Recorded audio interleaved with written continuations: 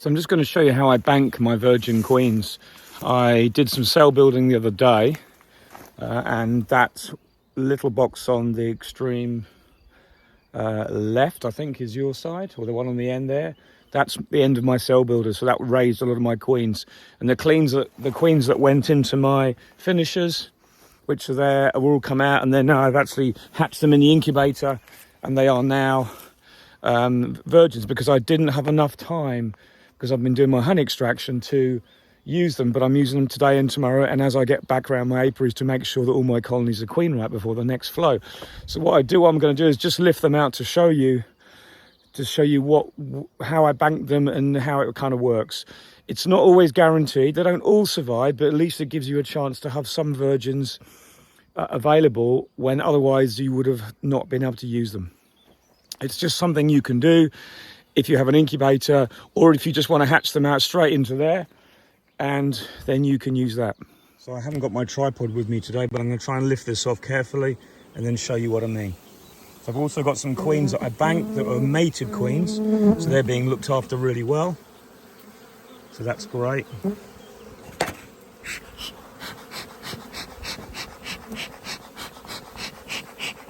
Don't forget, this colony was a big nurse bee colony really after the use of it for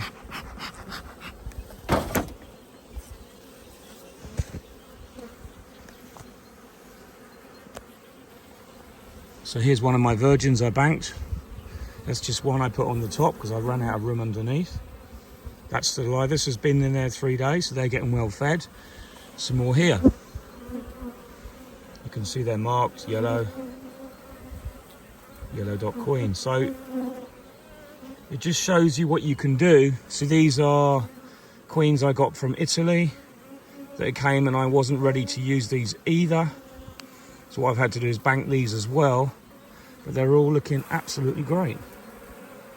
Queen running around in there, absolutely fine. They're ready to go in hives. I'm making some splits this afternoon, so they'll go in and be used. But it's just a way you can use to safeguard your colonies and stop losing and wasting queens that aren't ready.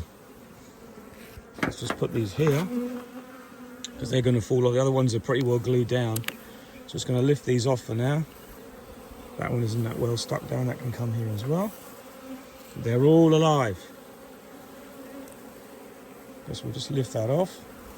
Move this to the side for now. I can just stay here like that on top of there. And I can get this frame out I did inside just to show you.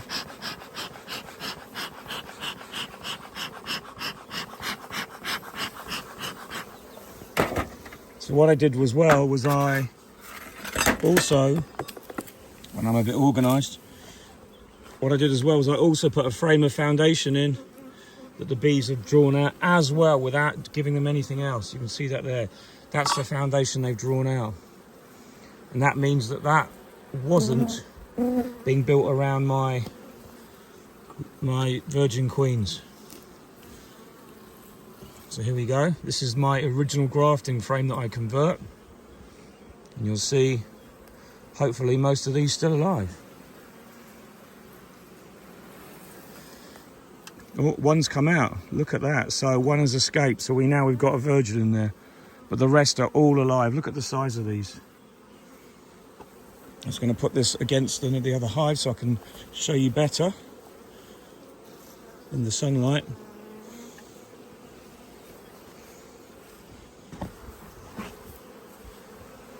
So there they are. That's my banking system. Every single one looks alive. Oh, there's one dead there. Okay, we've got one dead there. The others all look alive. And that one that's died there, well, could be a few died, but a lot of them died for different reasons, you know, but they're ready to be used now. Because once you've got them for 4 or 5 days and you had them in store, they need to be used, you know, because they need to be out mating. Because just to show you that this is what you can do if you have virgins that are ready to be used, but you can't use them.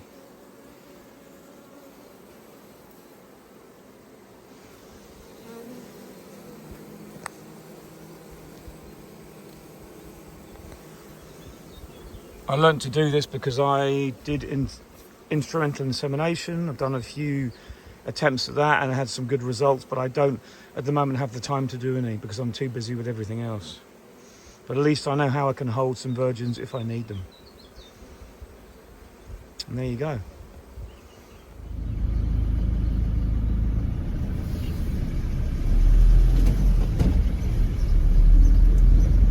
So I'm off out to an apiary now to put some queens in. These are the last of the virgins that I raised when I did my cell building a week, I think, ago. They hatched last week in my incubator. So they're about 5 days back in the actual old cell builder. So what I did is I put them in. The cell builder was still queenless, because often a rogue virgin flying around can get in because it does beg for that. But I put them in there and the colony is well fed. We've just had a flow finishing, so there's full of pollen, full of resources that were also in the cell builder. So I've used that cell builder for a second thing. And now I'm just going around and I feel really great because I'm going around and you see this lovely sunshine.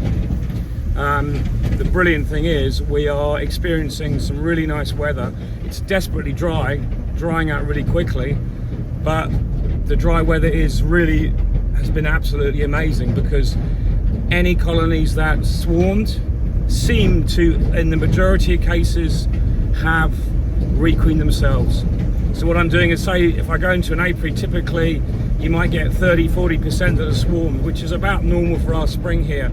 And I've tried different queens, I've tried doing different things, but you get that nest so congested that they're going to go anyway because the weather just keeps on being good, and with the flow we've had, you imagine there's been a lot of honey for the colonies to deal with. So what I've done is I'm going into each apiary, and luckily, as I said, the majority of colonies have requeened, which is just fantastic.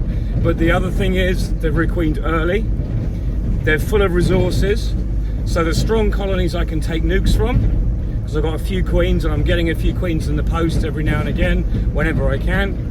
But also the weaker ones have got time to build up before the summer flow, and that's the key. That is the absolute key to it, is having the ability for those bees to get strong enough again to bring some honey in. You can see that fields, they're just dry and arid, there's nothing. The hay has been taken off, that's gone. We've got field beans over there that are just sitting there doing nothing. The flowers are out. We're seeing that brownish pollen in the hives from the beans, but there's no nectar at all, they're just not giving. But it doesn't matter because, to be honest, we almost need a break from nectar, really, because it's stopping that swarming. It's instantly putting a stop to that swarmy problem, and it's allowing the colonies to kind of settle down. And I know that that curtain has come down, as I so often talk about, because that curtain was completely drawn up before. Imagine like at the Opera House, but as that nectar flow finished, bang, we have lost that nectar. Because you can take off burr comb, and the week before last, it would rebuild the burr comb instantly and it would be dripping full. Now when you look at burr comb, there's no nectar in that burr comb. And there's other signs as well. There's no backfilling of new bees being born. So in a strong flow, when your colonies are about to go into swarm mode, they backfill everything, and that's one of the signs to look for. So all that is looking really positive, that we kind of are losing that swarm fever. And why don't the bees swarm so much in the summer? Well, I believe now they're almost thinking about getting ready for the winter. This kind of period we're going to get for the next 4 weeks before the summer flow starts is kind of making the bees almost revert to, right, we've done that spring thing, we've done our multiplication. I would say the swarming is 90% less in the summer flow than it is in the spring, because it basically kind of switches off, and all the colonies now that haven't swarmed, and there's a good percentage that haven't, probably 60 to 70%, as I said, are good strong colonies, and the majority have really high populations. And I've got some colonies at home that I've had to put 3 supers back on just to give the bees space. But the other thing we've got to watch now very, very carefully over the next few weeks is the food levels. And it's very tricky, because if your bees run out of food, they will just collapse dead. You go to a colony, you'll see a mound of bees pouring out the front, or you'll see them on the frames doing nothing. And if they're still on the frames but almost starting to cannibalize the brood, it's salvageable. But if they've got to the stage where you've got a pile of dead bees at the bottom, there's nothing you can do basically, and the colony is lost. Because even if you take out all the dead bees and you find the queen, you've still got to give that queen something. So you've got to be monitoring everything carefully. And there is that fine balance of, do I make a split and take a frame of honey out? Well, I don't really need to, because I've got plenty of honey here.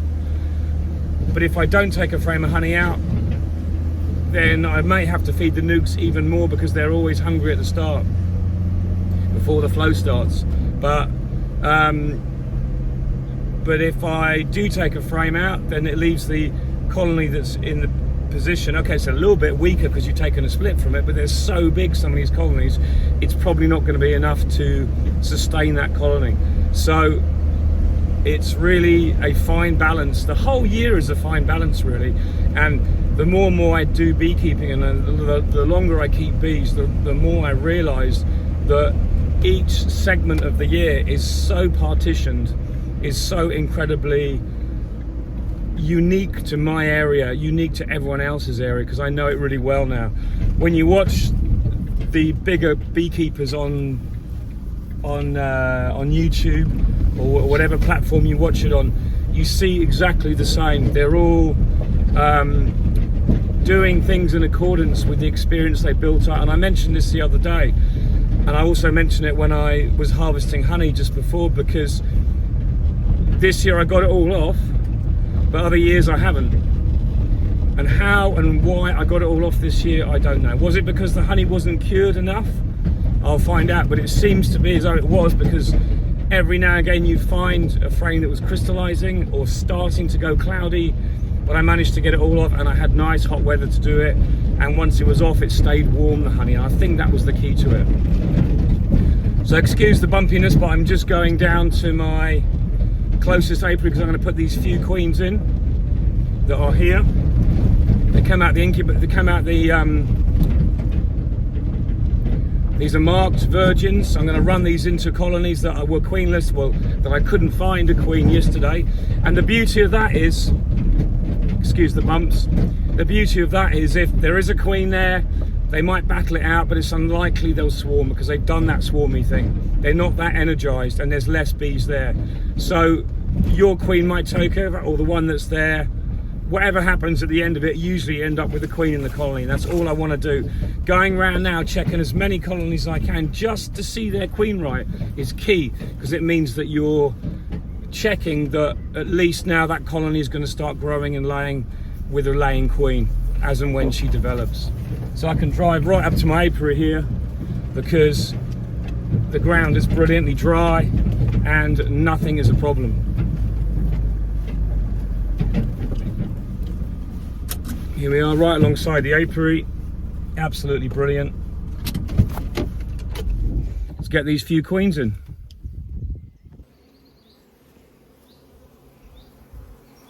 So this is the apiary that actually was probably swarming the most, because it had really early mustard flowers all around as farmers' manures, green manures, and I really struggled to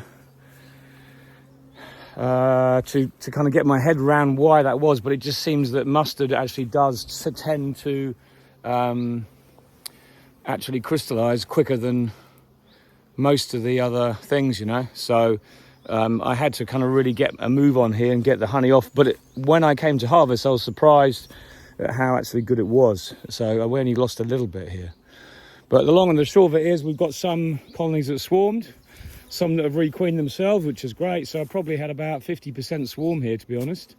I know there's loads of things I can do to help against that. I'm probably going to start clipping queen's wings and doing things like that over this summer. So we'll see what happens with that. I might do it when I put my queens into cages in the summer months to helpfully treat against varroa.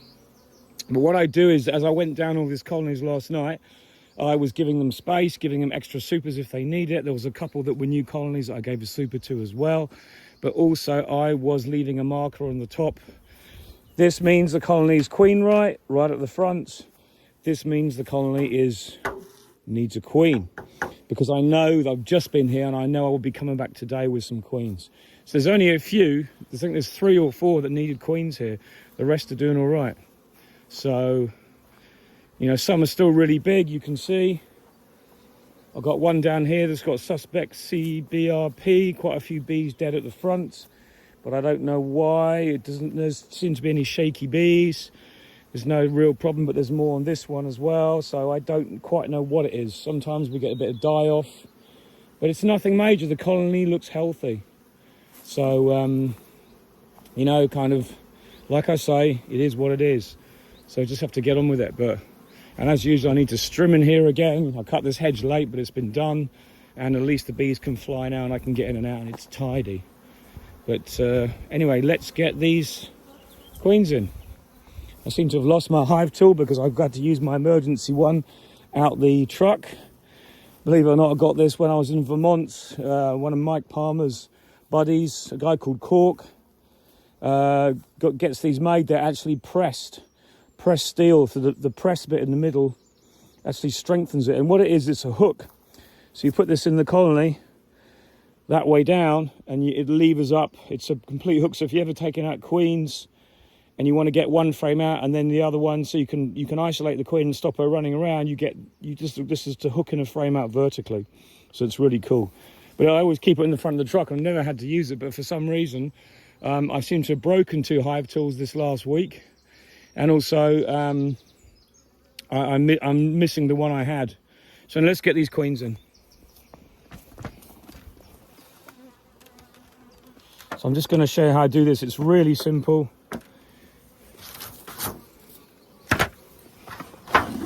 Very, very easy to do. The key is just kind of doing it carefully. We've got good bee population in here still. Plenty of bees, but it's queenless. So what I'm going to do is just run this virgin. But, and this is the big but, these queens are absolutely really strong. So, ow, that wasn't very nice. So what I have to do is get these in very carefully by just putting them underneath the plastic, because otherwise they will fly. They really hurt, they did, blimey. So what I tend to do is just lift the top off and put her underneath and let them go in like that, because otherwise they will be off and gone. So I'm going to go and get some gloves. This is a pissy colony. It needs a nice virgin to calm it down. So hopefully she'll do the biz and go off and mate. There may be a queen in here already, but there was not one yesterday that's laying. So I'm prepared to take that risk. I've got spare virgins, so that's the kind of thing I'm prepared to do. Has she come out yet? Let's have a look. Sometimes they take their time. Yeah, she's come out and gone into the colony, so that's done. These are really not nice bees. So anyway, that's how I introduce my virgins. They're not all that horrible all the time. It's just because they're probably queenless and they're not very nice bees anyway. But they now have a virgin queen in there who go off and do the business. And obviously if you've got a colony with a super on, you don't want to release the queen above the excluder because she won't go off and mate. Oh, she's flown. And is she going to go in?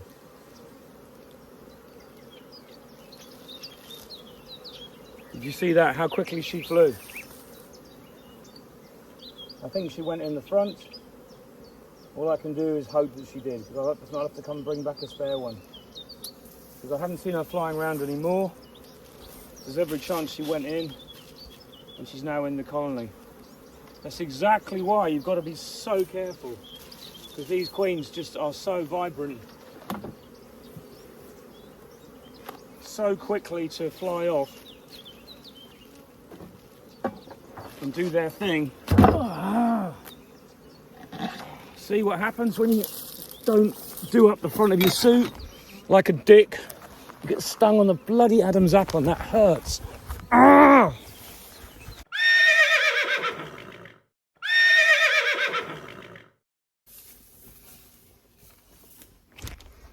That really hurt. It's not often I lose my shit, but I just lost my shit because I'm really pissed off with myself, not with the bees, because I should have known better and checked my suit. But this wasn't done up. 2 bees straight underneath, stung on the Adam's apple, stung on the back of the neck, and that really pisses me off. Sorry about my French. Grrr! For my own stupidity. Oh. Anyway, that queen should be in. So what did I put the wood to the side as a marker, so it's neither queen right or dead, but it's got something in it worth noting next time. Ah, bees, who'd have them? Right, that one's done. Put the roof back on this one as well. Oh, goodness me. You forget sometimes what you're dealing with when you're doing your bees, and you can make things very awkward very quickly if you're not careful. That one is done.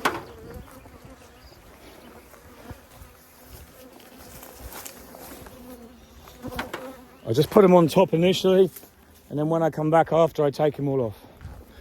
Now, where did I put my hive tool? There we are. In that strop that I was in. Goodness me, what a plonker.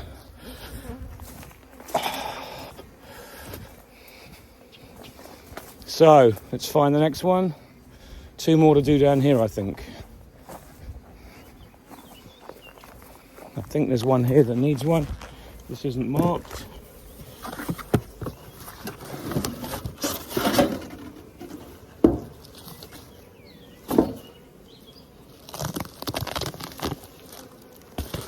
Run one in here.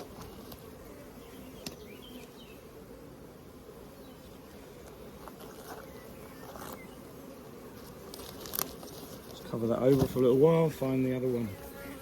Where was the last one?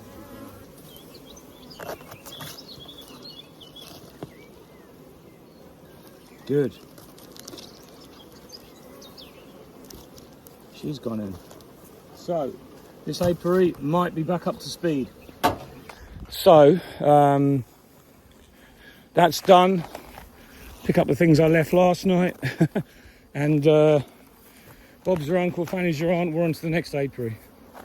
So, which I'm not going to go back and get some more queens now, because I'm happy to do a second trip if I need to, because I'd rather identify the colonies in my own time and get them all ready, and then come back with queens when we're ready to put them in. So I know they can be put in quickly without getting stung and without getting your suit full of crap. Without getting stung badly, lol. But anyway, the other thing is, should I be feeding the colonies? Probably a little bit, but I haven't got time to do it. So yes, that will be a factor that would help acceptance, I agree. And there's no real flow on, but the weather is nice and the bees are calm generally. So that's done. On to the next one. Bye for now.